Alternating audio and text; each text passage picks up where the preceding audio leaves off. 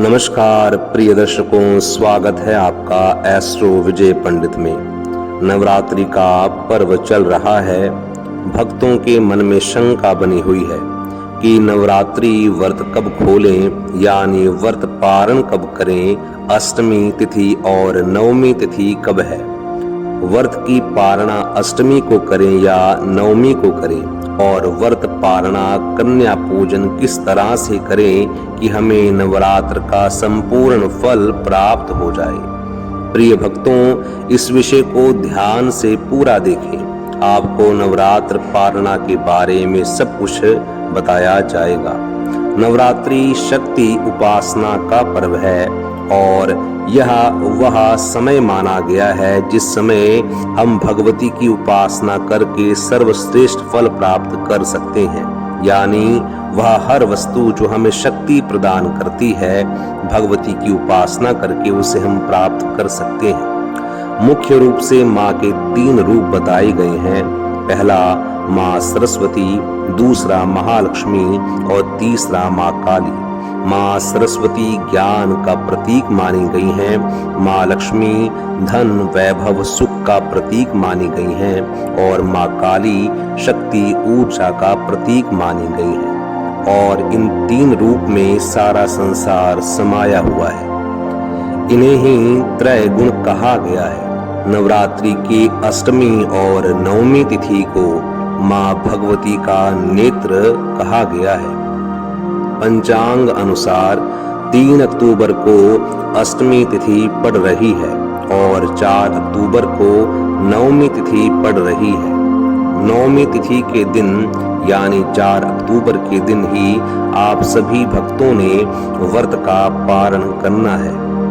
नवमी तिथि 3 अक्टूबर शाम 4:37 पर शुरू होगी और 4 अक्टूबर को दोपहर 2:20 पर समाप्त होगी। हिंदू पंचांग अनुसार नवरात्रि पारण का समय 4 अक्टूबर 2022 को दोपहर 2:20 के बाद होगा।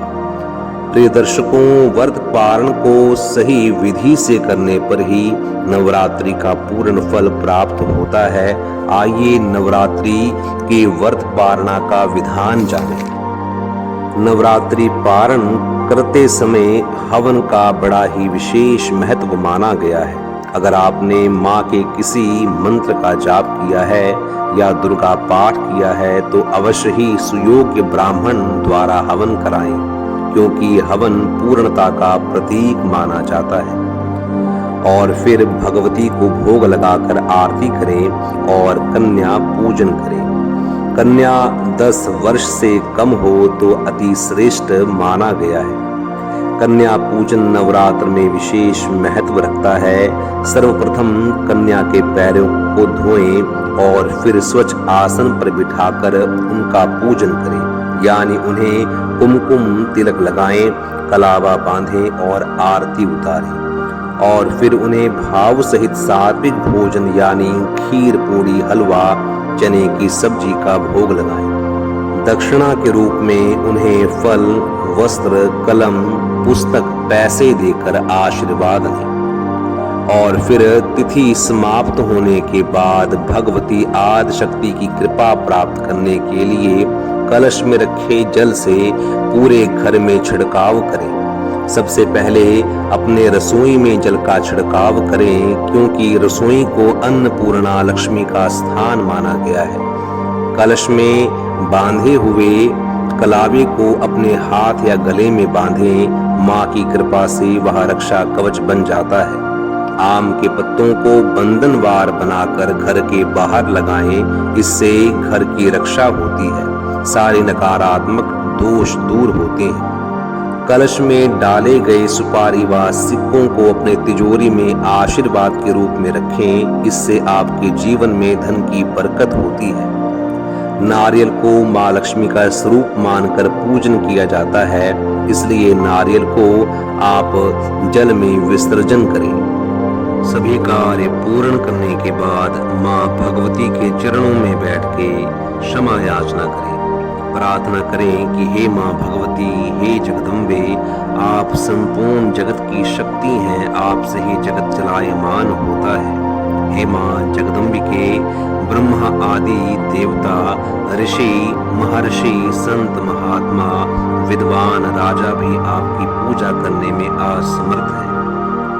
हे जगदम्बे, मैंने भाव सहित जो पूजन किया उसे स्वीकार करें और अपना आशीर्वाद सदैव मेरे और मेरे परिवार के ऊपर बनाए रखें। इस प्रकार क्षमा याचना करने के बाद आप माँ के प्रसाद का भोग लगाकर अपने व्रत का पारण करें। प्रिय दर्शकों, आशा करता हूँ कि आज का यह विषय आपको बहुत ही अच्छा लगा होगा। इस प्रकार नवरात्रि पारण करने से शास्त्र अनुसार माँ भगवती की नवरात्र का व्रत की पूर्ण कृपा प्राप्त होती है।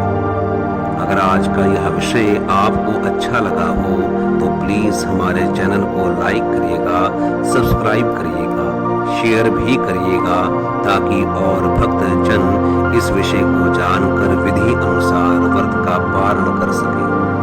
आज के लिए इतना ही। आप सभी स्वस्थ रहें, खुश रहें, आपके जीवन में मंगलता का वास हो, ऐसी ही माँ जगदम्बा से प्रार्थना है। जय श्री राम, जय माता दी।